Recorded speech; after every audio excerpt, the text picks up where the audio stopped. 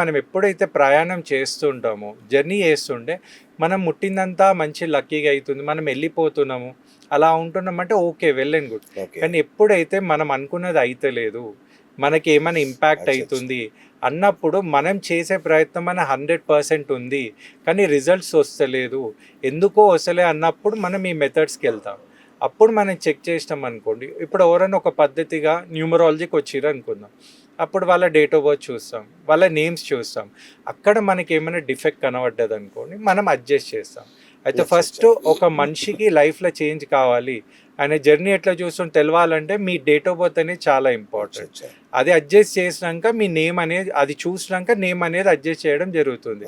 ఇవి రెండింటితో మీరు చాలా హ్యాపీగా ఉండి మీకు జర్నీ మూవ్ అవుతుంది, బాగా మంచిగా అనిపిస్తుంది అంటే ఎవరైనా కానివ్వండి. ఇప్పుడు మీరు నా సజెషన్ చూసుకొని మీ లైఫ్లో మంచి చేంజ్ వచ్చింది అనుకోండి, మీరు ఏమంటారంటే సార్ న్యూమరాలజీతో నా ఫోన్ నంబర్ కూడా చూడండి, మా ఇంటి నంబర్ కూడా చూడండి, మాకు బ్యాంక్ అకౌంట్ నంబర్ చూడండి, మొబైల్ నంబర్ చూడండి అనేది ఒక మానవ సహజం అన్నమాట. కాబట్టి కుదిరితే మొబైల్ నంబర్ కానివ్వండి, మీ బ్యాంక్ అకౌంట్ కానివ్వండి, అవి కూడా మీకు న్యూమరాలజీతో చేంజ్ చేసుకుంటే మంచిది.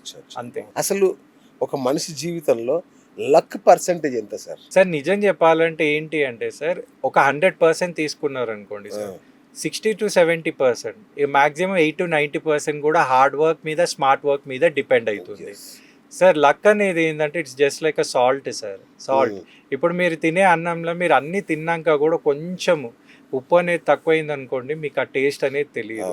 ఇప్పుడు మీరు ఎంతోమంది గమనిస్తారు, చాలా కష్టపడుతుంటారు వాళ్ళకి, అయితే వాళ్ళకి కొంచెం లక్ అనేది వచ్చింది అనుకోండి, రిజల్ట్ అనేది వస్తుంది అనమాట. ఆ లక్ అనేది మనం తెచ్చుకోవడానికి మనం ఎన్నో పద్ధతులు వాడతాం, కానీ దీనికంటే ముందు మానవ ప్రయత్నం అనేది 100% చేయాలి. మానవ ప్రయత్నం, ఇంకోటి ప్రతిసారి హార్డ్ వర్కే మనం సక్సెస్ వస్తుందంటే మీరు గమనిస్తే రోజు ప్రయాణంలో ఎంతో మంది మీకంటే కష్టపడుతున్నారు. అయ్యో, అట్లంటే గాడిద అడవికి రాజై ఉండాలి కష్టపడే విషయంలో చూస్తే. మనం ఏంటంటే హార్డ్ వర్క్ ఉండాలి, స్మార్ట్ వర్క్ ఉండాలి, దాంతో పాటు నేను ఇంత ప్రయత్నిస్తున్నా కూడా నాకు ఏమైనా వస్తలేదు, నాకు ఏదో డ్రాబ్యాక్ ఉంది, ఆ ఒక్క దాంతో నాకేంటే అప్పుడు మీరు లక్ కనే ప్రయత్నిస్తే బాగుంటుంది. ఇప్పుడు ఎలా అంటే ఒక చిన్న కాన్సెప్ట్, ఇప్పుడు 99 రన్స్ కష్టపడి కొట్టారనుకోండి, ఇప్పుడు మీరు ఫస్ట్ కొట్టిన 1 రన్కి కూడా అదే ఇంపార్టెన్స్, ఇప్పుడు 99 దగ్గర వచ్చే 1 రన్కి కూడా ఇంపార్టెన్స్ ఏముంటుందా సార్? ఉండదు. 99 బై మిస్టేక్ ఏదైనా క్రికెటర్ 99లో అవుట్ అయ్యారు అనుకోండి, ఎవరు కూడా లేసి క్లాప్స్ కూడా కొట్టారు. కానీ ఆ ఒక్క రన్ కొట్టిననుకో 100 అయినప్పుడు ఆయన బ్యాట్ కూడా చూపించవచ్చు, అందరు లేసిగలరు. అంటే ఒక లక్ అనే ఫ్యాక్టర్ ఉండాలి, కానీ దానికంటే ముందు మన హార్డ్ వర్క్, స్మార్ట్ వర్క్, మన ప్రయత్నాలు 100% ఉండాలని నా ఒపీనియన్. రైట్. మొన్న తమిళనాడులో విజయ్ అనూహ్యంగా అంటే అద్భుతమైన ప్రభంజనం సృష్టించి సీఎం అయ్యారు. మరి ఆయన పార్టీ టీవీకే స్థాపించిన తేదీ కానీ, ఆయన పుట్టిన తేదీ కానీ ఆయన సక్సెస్కు ఉపయోగపడ్డాయా సార్? ఇప్పుడు చూడండి సార్, పాలిటిక్స్ అంటే ఫస్ట్ థింగ్ ఏంటంటే పొలిటికల్గా నేను అంత ఇంట్రెస్ట్గా తీసుకోను. ఎందుకంటే పాలిటిక్స్ అంటే సార్ ఉట్టి లక్ మీద డిపెండ్ అయి ఉండదు సార్.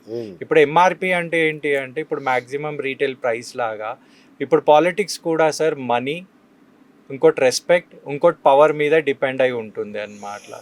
అయితే మనం ఏం చేసామంటే ఇప్పుడు పొలిటికల్గా రావాలంటే నా ఒపీనియన్ ప్రకారం అందరూ కూడా ప్రజలకే సేవ చేయాలనే ఉద్దేశంతోనే రాకపోవచ్చు. ఒక్కొక్కరు పవర్ కోసం రావచ్చు, ఒకళ్ళు ప్రెషర్ కోసం రావచ్చు, లేకపోతే కొంతమంది పర్సనల్ బెనిఫిట్కి రావచ్చు. కమింగ్ టు విజయ్ అంటే ఇప్పుడు చూడండి, అయిన గెలవంకి అన్ని న్యూమరాలజీతో పాటు ఇప్పుడు గమనిస్తే ఇప్పుడు నాకు తెలిసిన వాళ్ళు కొంతమంది ఫారెన్ నుంచి వచ్చి విజయ్కి ఓట్స్ వేసి వెళ్ళిపోయిన వాళ్ళు ఉన్నారు.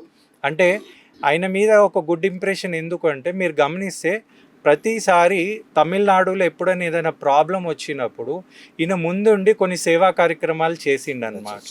ఈయన ప్రతి దాంట్లో కనబడ్డాడు, అదొక ఇంప్రెషన్ ఉంది. ఇంకోటి యూత్కి ఆయన మీద చాలా వీరాభిమానం ఉన్నది, ఆయన ఆ ప్రయత్నం చేసాడు.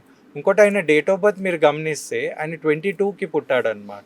అయితే ఎప్పుడైనా 4Y, ఇంకోటి ఆయన మొత్తం డెస్టినీ నెంబర్ 4 వస్తుంది.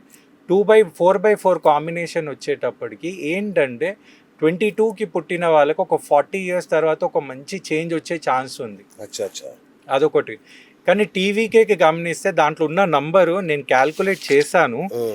క్యాల్కులేట్ చేసినప్పుడు టీవీకేలో 12/8 అనే నంబర్ వస్తుంది సార్. కానీ న్యూమరాలజీ వైజ్ 12/8 అనే నంబర్ అంత మంచి నంబర్ కాదు సార్. అంటే కొంచెం సాక్రిఫైస్ లేకపోతే అనుకున్న డిలే అయ్యే ఛాన్సెస్ ఉంది. ఇప్పుడు అది రీసెంట్లీ పార్టీ పెట్టిరు కాబట్టి మనం కొన్ని రోజులు చూడాల్సి వస్తుంది. దాని మీద డిసిషన్ మేకింగ్ అయితే చెప్పే అంత సిచ్యువేషన్ అయితే ఇప్పుడు రాలేదు. రైట్. మన ప్రధాని నరేంద్ర మోడీ గారిని తీసుకుందాం. ఆయన 17వ తేదీన పుట్టాడు. 1+7 అంటే 8. 8 అంటే శని సంఖ్య అంటారు.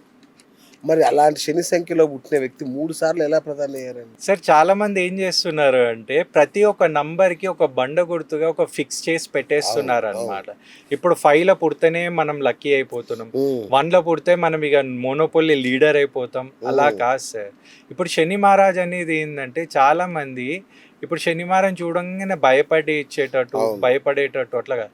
చాలా మందికి తెలియంది ఏంటి అంటే మీకు 100,000, 1,000, లక్షలు సంపాదించాలంటే మీకు వేరే గ్రహాలు అనుకూలించవచ్చు. ఇప్పుడు ఎగ్జాంపుల్ ఎవరైనా మంచిగా ఎర్న్ చేస్తున్నారు అనుకోండి, అరే వానికి శుక్రమాదశ నడుస్తుంది, ముట్టిందంతా బంగారం అని.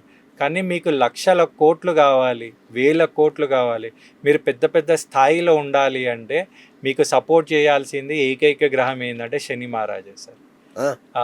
శని అనుకూలిస్తేనే మీకు ఇవన్నీ సాధించవచ్చు. ఇంకోటి శని మహారాజ్ అనగానే భయపడొద్దు. ఆయన ఎప్పుడనే ధర్మంకి ఆయననే మెయిన్ ఇంపార్టెన్స్. ఆయన ఎవరిలాగా ఇప్పుడు పండుకుంటేనే డబ్బు ఇచ్చేటట్టు కాదు. ఆయన మన జీవితంలో కష్టాలు ఎందుకు ఇస్తాడంటే ఇవన్నీ తట్టుకొని మనం ముందుకు పోయేటట్టు ఉండాలి. ఇది నేర్చుకోవడం ఏంటి అని ఒక బెస్ట్ టీచర్ అనేది శని మహారాజ్. ఓకేనా. శని కూడా అంటలేను నేను, శని మహారాజ్ అంటున్నాను. ఎందుకంటే శని ఈశ్వరుడు, ఆయన ఈశ్వరునికే చూపించిన ఆయన Shani. Coming to Narendra Modi sir ఏంటి అంటే ఆయన డేట్ ఆఫ్ బర్త్ 17/9/1950. అయితే ఉట్టి డేట్ని తీసుకోవద్దు, డేట్ క్యారెక్టర్ని రిప్రజెంట్ చేస్తుంది. మొత్తం కలిపితే ఆయన డేట్ ఆఫ్ బర్త్కి 8/5 కాంబినేషన్. అయితే శని మహారాజ్ ఏం చేస్తాడని చెప్పాను, కష్టాలను సృష్టిస్తాడు, అనుకున్న పని అనుకున్న టైం కానియడు. అయితే ఇప్పుడు మీరు గమనిస్తే ఆయన జర్నీ చూడండి, ఆయన ఏమి సిల్వర్ స్పూన్తో పుట్టలేడు సార్ నరేంద్ర. ఆయన ఛాయ్ వాళ్ళ అని ఎంతో అన్ని తట్టుకొని ఇప్పుడు ఉన్న ఆయన 3 సంవత్సరాలు ఎన్నిక 3 సార్లు ఎన్నిక అయినా కూడా ఏమంత ఈజీగా ఎన్నికలేడు సార్. ఇంకోటి ఆయన ఇప్పటికీ కూడా ఎన్నో మాటలు పడుతున్నారు, అవన్నీ తట్టుకుంటున్నాడు. ఇంకోటి గమనించాల్సింది ఏంటంటే ఆయన పేర్లో ఉన్న నంబర్ ఏంటి, నరేంద్ర మోడీ అంటే ఆ నంబరు 41/62 వస్తుంది సార్. 41 అనేది నంబర్ 1 నంబర్, మళ్ళీ అక్కడ 62 అనే నంబర్ పైథాగరస్లో వచ్చేది, మళ్ళీ శని అనుకూలిస్తున్నాడు. ఇంకోటి చాలా మంది అంటారు నరేంద్ర మోడీ అంత పెద్ద పేరుతో, మోడీ అనేది అయితే బ్రాండ్ కదా, మోడీ అనేటప్పటికి మళ్ళీ 16/23 అనే నంబర్ వస్తుంది. అది కూడా ఆయనకు సపోర్ట్ చేస్తుంది. దాంతోపాటు ఆయన పట్టుదల, ఆయన ముందుకు పోయే స్ట్రాటజికల్ ప్లాన్. ఆయన ఇప్పుడు చాలా మందికి దెబ్బ మీద దెబ్బ పడుతున్నప్పుడు అయితే 2 అవుతాయి సార్. అయితే ఒక మనిషి అరగాలి లేదా మెరవాలి. ఇప్పుడు ఈయన సెకండ్ కేటగిరీకి ఉన్నాడు కాబట్టి ఆయన మెరవాలనుకుంటున్నాడు కాబట్టి ముందుకు వెళ్తున్నాడు అనమాట. ఇలా మనం ఒక న్యూమరాలజీ ఎక్స్ప్లెనేషన్ ఇవ్వచ్చు.